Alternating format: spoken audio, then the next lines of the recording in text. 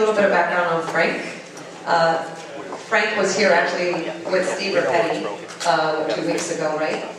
So Frank leads the investment company and startups and invest in people, in ideas, in things that can provide value, and that have real business opportunities. He's also the CEO and co-founder of French Technologies. He's also a board member of the New Angels, a chapter member of the Miami Innovation Fund, and an investor in the playtoshop.com, which I think you just recently released, correct? And bioceptive.com, among other companies. Please welcome Frank. Thank you. All right, so I listened to what the other presenter said, so I am going to tell you a story. So this is a story that hopefully contains some interesting and useful tips that are practical and learned over a long period of time. But before I do that, I'd like to indulge you to indulge me in a favor that I ask, which is, can I have the mentors stand up, please? All of the mentors, thank you. What I'd like you to do is, at the count of 3, I'm going to count 1, 2, 3, and then I'd like all of us to say thank you. 1, 2, 3. Thank you! The real heroes here today. I get to tell the story and have fun with me. Alright, so the title of my presentation is Be Bold and Take More Risks. That came from a piece of advice I was asked at an event I spoke in 2005, September 2005. It was a conference called Soho. And there were probably 1,000 eager people in the audience, small businesses, large businesses, people who want to be gigantic businesses. And I was asked, what one thing would you give, what one piece of advice would you give these people? And at that time I was pretty excited, I was in a great mood, and I said, you know what, one thing I've learned in life is to be bold. And if you're bold and you take more risks, you succeed. That was my mindset. That was one piece of advice I gave. So having said that, I had to prepare for this presentation, and I thought to myself, you know what, it was 14 years ago that I started my company that I'm going to talk about, Hostopia. And 14 years ago, I didn't have any accomplishments. I didn't have any of these things that I'd done. I had no awards, I had nothing. I just had myself. So I'm sitting there, like you today, exactly the way you are right now. So what I did have was a vision. Hostopia was a private label hosting application company for service providers, telcos, cable companies, domain registrars, and a whole bunch of other web hosting companies. It was an interesting concept, unique, and at the time, brand new. No one was doing it. I hate that phrase, but anyway, that's one of the things never to use in a presentation. No one else is doing it. Be aware of that. Okay, so I was at, picture the scene, this is September 1999. I started the company in July 99. This is the height of .com mania. You start a company to sell toilet paper on the web and you sell it for $100 million next week.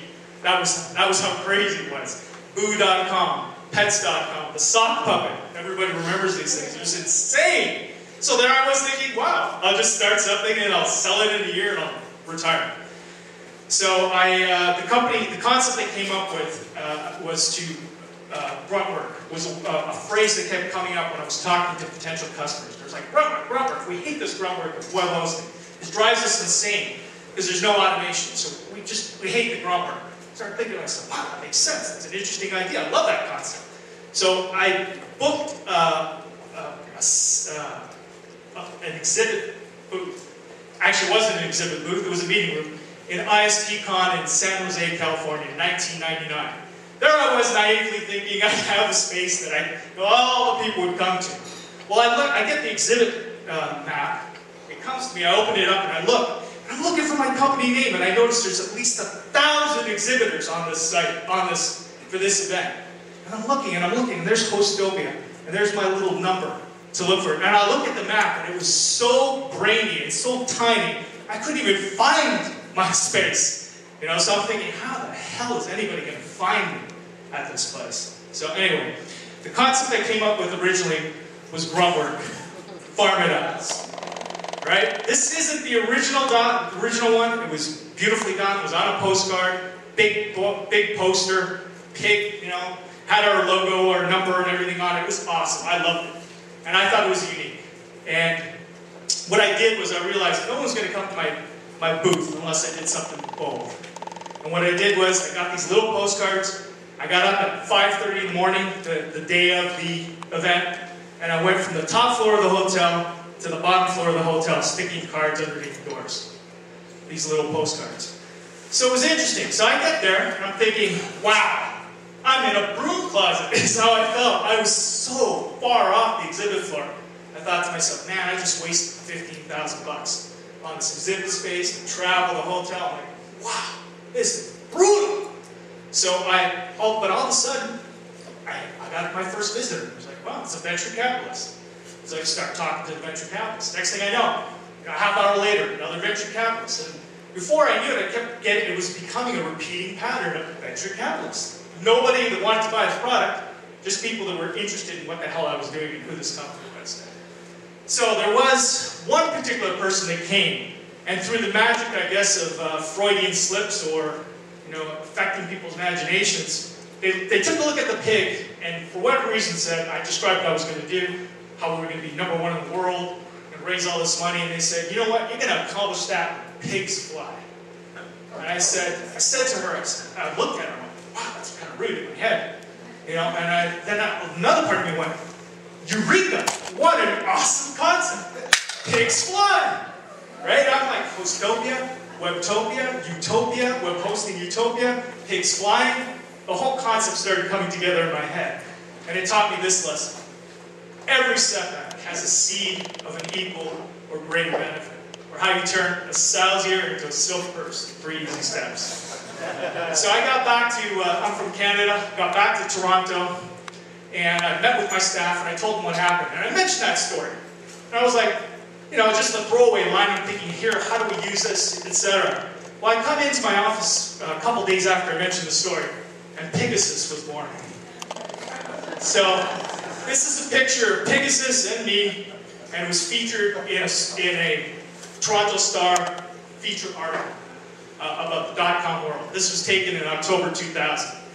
Now the interesting thing about this is how goofy I look when I think about it. 13 years ago, I was a lot younger. But I wasn't afraid to take risks. I made myself look stupid on purpose, but it made me memorable. Everybody remembered this picture. But what's hidden here, just behind the smile, was fear. October was the month we knew the dot-com era had turned into nuclear winter. Dot-com nuclear winter. It was horrifying how bad it was at the time.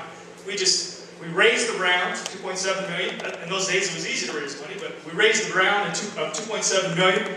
And like every dot-com there, it was grow big and grow fast. So we spent like crazy. We had a burn rate at that time of $450,000 a month. That's insane. I look back and go, wow. But that was me being a new entrepreneur, not knowing what the hell I was doing, listening to everybody else's advice. So we had a meeting at that time. We said, we called the staff together and said, man, we're in big trouble. We are in huge trouble. I had 50, 60 employees at that time and just said, man, we are in huge trouble. If we don't turn this sucker around into 100 websites a day, within the next year, we're going to shut this thing down. So it's all up to you. What are we going to do? And everybody said, we want to make it work. And from that moment onward, every setback has a seed of an equal or greater benefit. We moved forward. We raised $2 million $5 million actually in late December 2001, early 2002, and we proceeded to turn this vision into reality. The pig, the angel, the whole concept. Flying hard, flying fast, growing. Not only did we not have a little booth, shoebox at the ISP con anymore, we had the biggest presence. Because what we discovered as a result of all that dot-com meltdown stuff was that we became stronger, better, and faster. We flew stronger, better, and faster than any of our competitors. They all died because they did not adjust. So the meltdown helped us to become the best. The best in our industry, the best product, and the fastest growing company. This was an article which featured, this is when I knew actually we were probably going to win. When I saw this article, it mentioned one of our top competitors at the time, how we were kicking their asses. We knew we were on our way. And where it counted was a revenue, proverbial hockey stick. We started to win awards, win RFPs. We have a 95% win rate on RFPs. So the question was there a happy ending to all of this? And the answer was yes. I consider June 19th, 2008 my second birthday. That was the day I achieved financial freedom, which was a goal I had had first set when I was 22 years old. To be financially free by the time I was 40, and I achieved it. It's a pretty awesome story for me.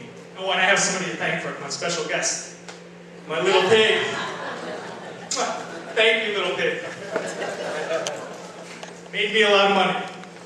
So what are some of the lessons that I would drive, or want to draw out of this, that I learned from, not only now, but a lifetime of hard experience during that time period?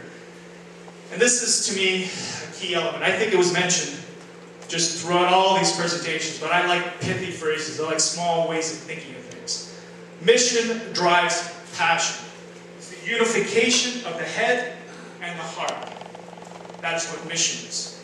If you can drive mission and create mission, you get people to follow your vision, that is how you achieve great success with a company. It's building a vision that people will follow.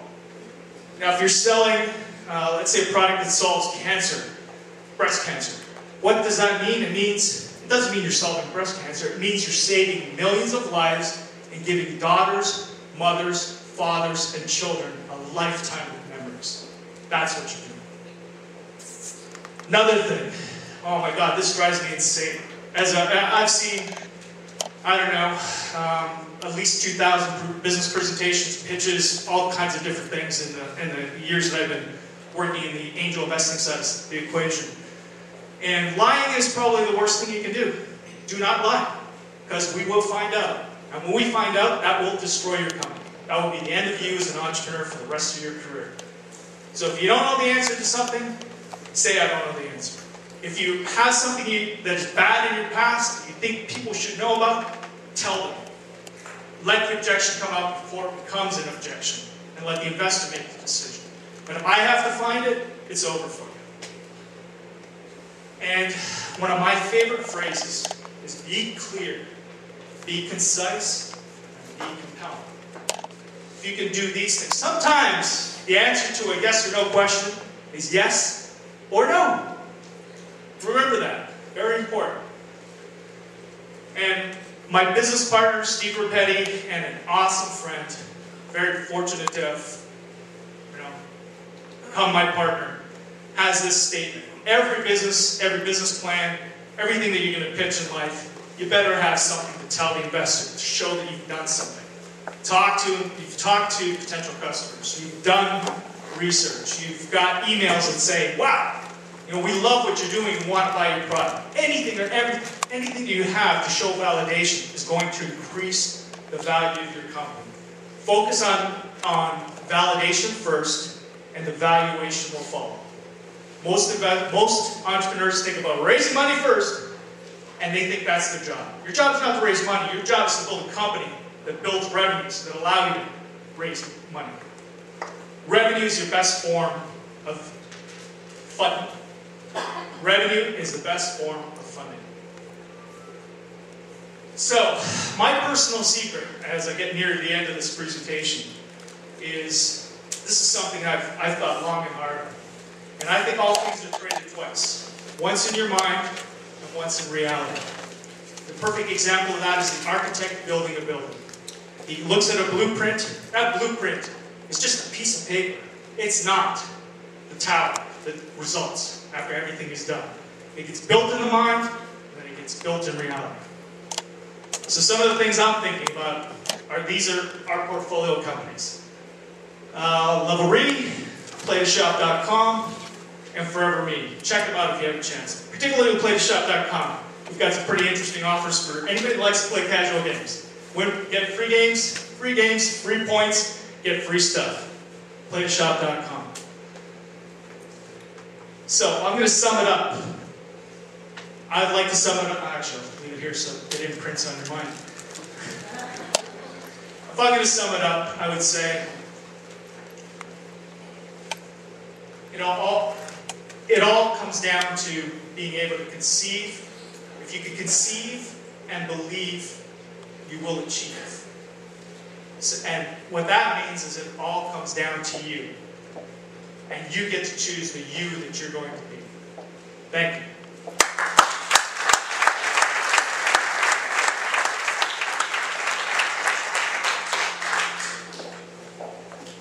Questions? Okay.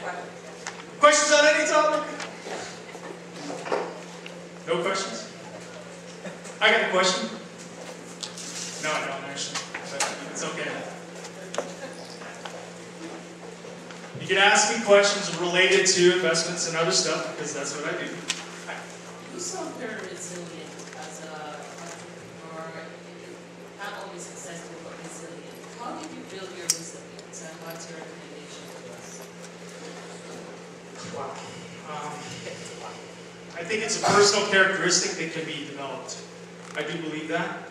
I also believe that not everybody's meant to be an entrepreneur, but most people can be. So the way to build yourself up is to focus on small wins. Constantly think in terms of small incremental wins. And as you build a lifetime of small incremental wins, you can look backwards and say, wow, look what I've done. Look what I've accomplished. So what I failed. But look how far I've made. I've gone forward. Resilience is a state of mind. Resilience comes from setting goals, being clear on where you want to be, knowing where you want to be. Because if you don't know where you want to be in the future, you won't get there. You'll get somewhere, but it won't be what you want. So ask in life what you want.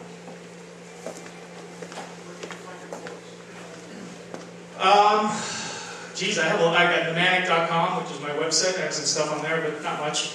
Crunchfire.com, we have a bunch of stated beliefs. That's what we believe. There's a lot of things said on Crunchfire.com to show where we believe.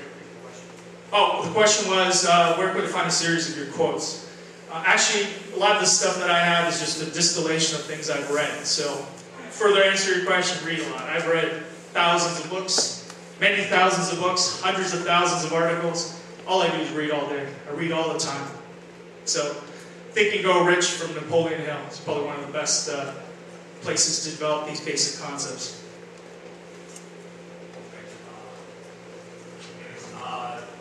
Mentorship, most success stories have some element of one key person or mentor in the background that without them, your story might still end up in the same place, it might take longer. Absolutely.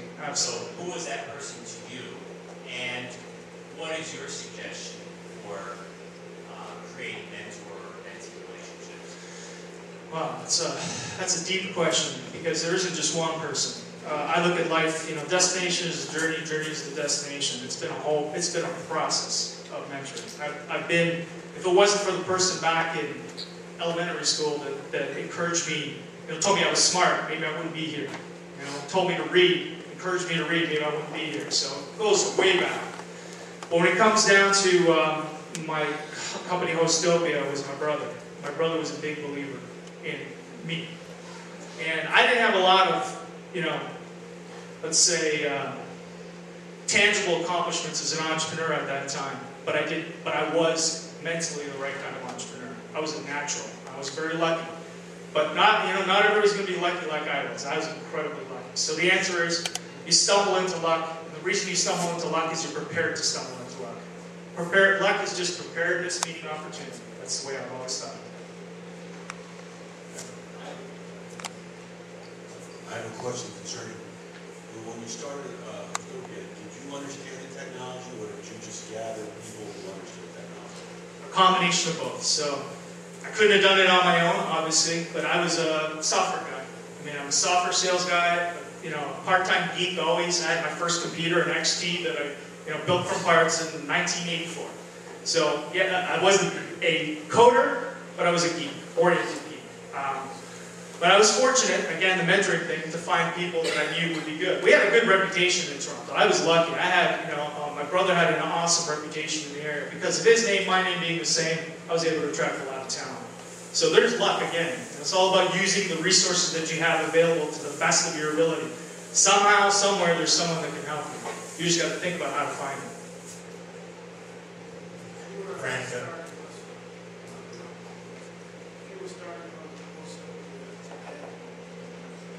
He says, if I was starting Hostopia today, what would I do different? God, I have no idea. I really don't know. Because I don't think I'd be able to start it today. There's no opportunity for it today.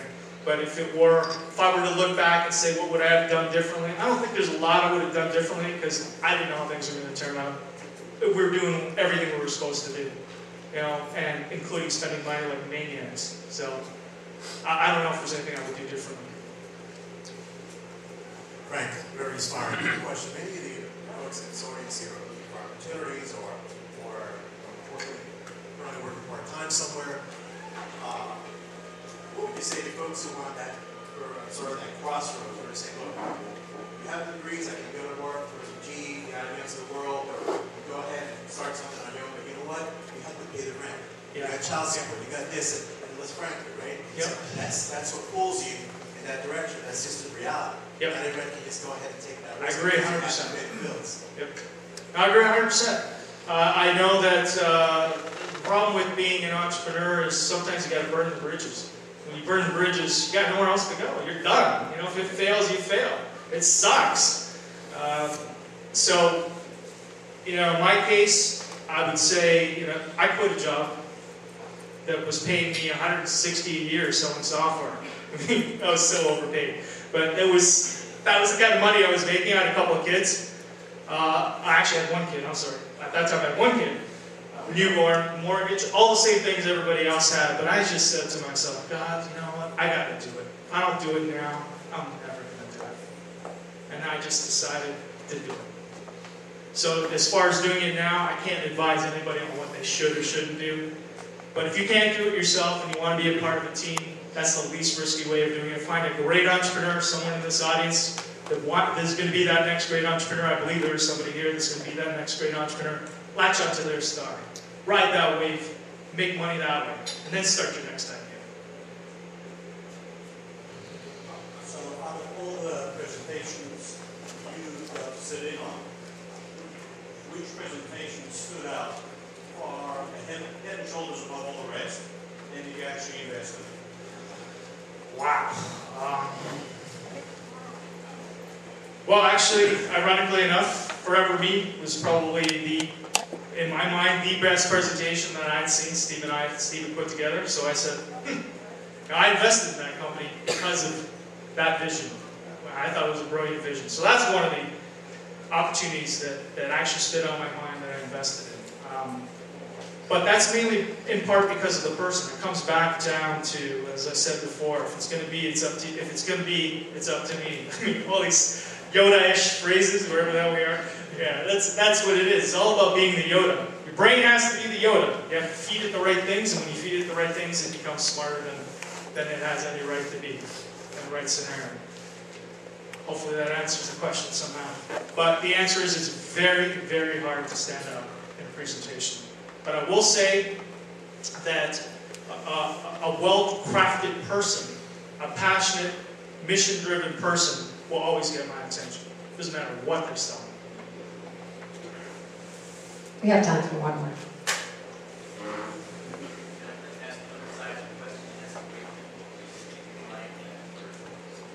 Yep.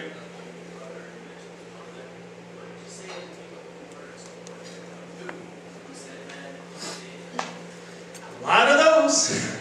But I've been, I'm an unconventional thinker. I've never followed what other people have told me to do. I mean, I just don't care.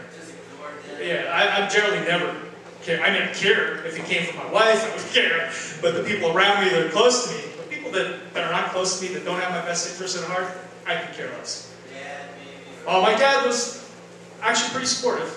You know, most of my direct family's pretty supportive. They're like, Frank, he knows what he's doing. So they trusted me to know what I was doing. But there are plenty of people, naysayers, and not the least of which are employees. It's a very, very important lesson as you build a company. The people you start with aren't always the people you end with, unfortunately. And a lot of people don't have the runway. So one of the best decisions you can make as a manager is knowing when to fire somebody and doing it fast. That's sadly, I don't want to end on that note, but it's a valuable lesson to understand as an entrepreneur. Is that you want to be the boss, you can't be friends with everyone. That's a path that can lead to disaster. So Frank, I had one last question. Sure. So along those same lines, if you have somebody come in with a pitch that has a great vision, but you don't think they have the credibility to put push it through. What do? Do you recommend somebody on their staff to run the program, or do you just not fund them? And I always find it difficult to offer advice when I'm not asked. So unless someone asks me for their advice, I won't give them advice. I won't help them make career decisions. I won't help them make life decisions unless I'm asked. It's not my business. I just met this person. How can I advise them? So generally speaking, I don't do that unless I'm directly asked. And then I'll say, "Are you sure you really want to hear this?" And they will say, "Yes, I really want to hear this." Okay, here it comes. You asked for it. But other than that, no, I don't do that. All right, thank you very much. Everybody,